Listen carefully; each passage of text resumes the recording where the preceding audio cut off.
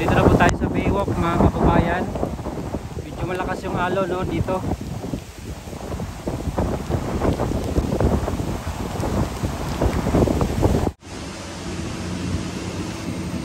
So, para hindi magbaha dito sa bandang Taft Avenue mga kababayan at karatig lugar. So nagano na sila pa labas sa tubig.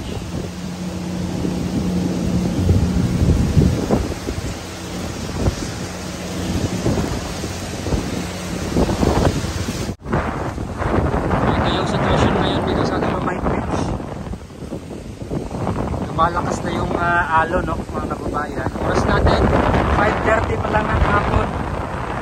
Medyo madilim na siya mga kababayan.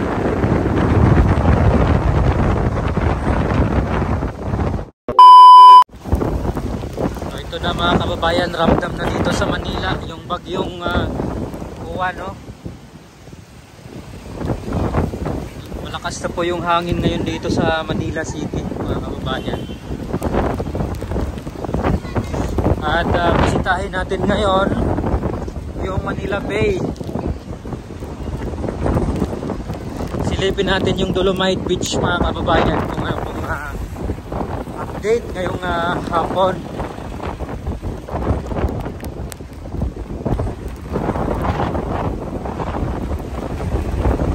Wala lang pong silbi yung payong mga kababayan dahil sa lakas ng hangin nababaliktad yung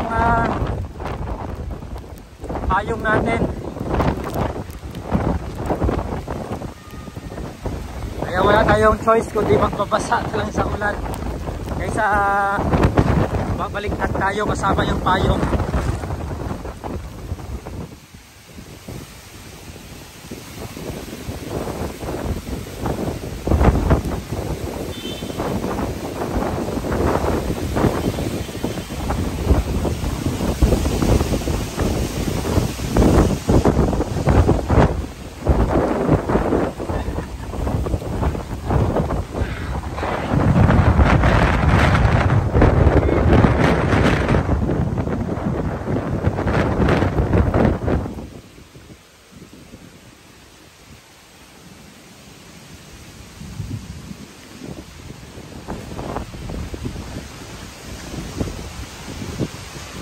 Dito na tayo mga kababayan sa Roas Boulevard.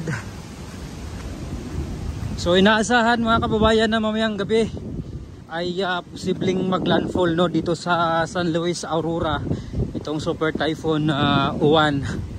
At posible rin na tutumbukin yung mga karatig probinsya no, yung mga katabing probinsya ng Aurora kagaya po ng Nueva Ecija, Nueva Vizcaya, Pangasinan, lapusa dito sa papuntang West Philippine Sea. Sa may taas naman Isabela, La Union, Ilocos Sur. So yan daw po yung mga lugar na yan mga kabayan. Yung posibleng matumbok no, or tumbukin ng super typhoon Uwan mga kababayan. Dito na tayo sa Roas Boulevard.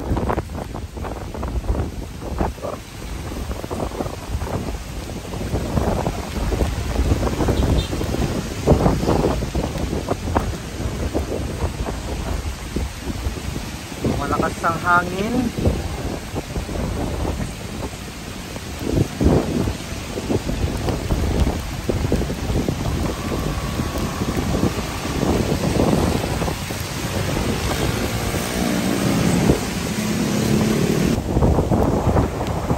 So dito na po tayo sa Baywalk mga kababayan. Medyo malakas yung alon no, dito.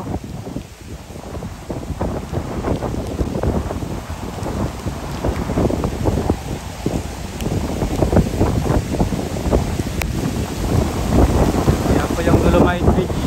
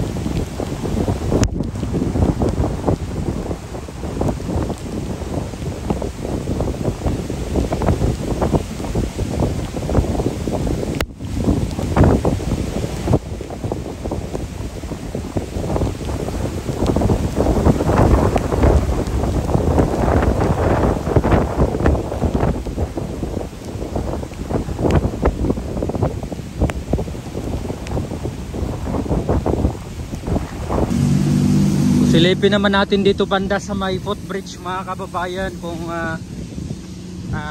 tingnan natin, silipin natin yung Dolomite Beach.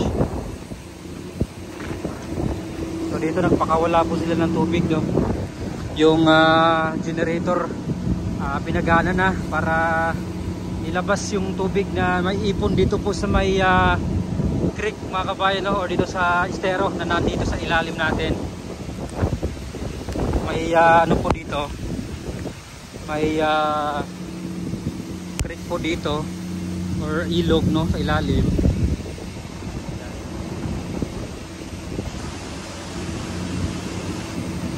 So, para hindi magbaha dito sa bandang Taft Avenue mga kababayan at karatig lugar, so nagano na sila pa labas na tubig.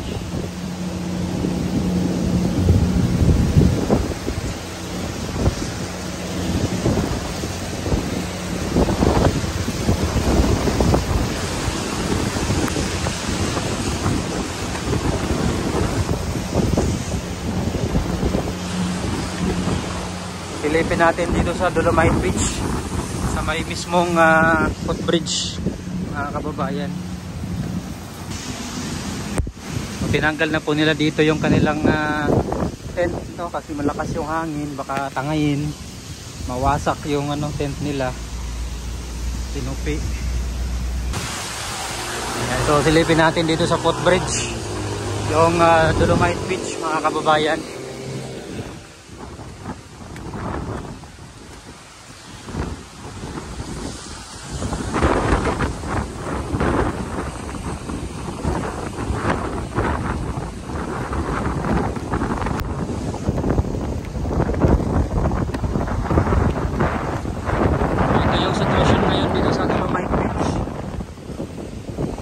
Malakas na yung alon, no, mga kababayan. Oras natin 5:30 pa lang ng hapon, pero medyo madilim na siya.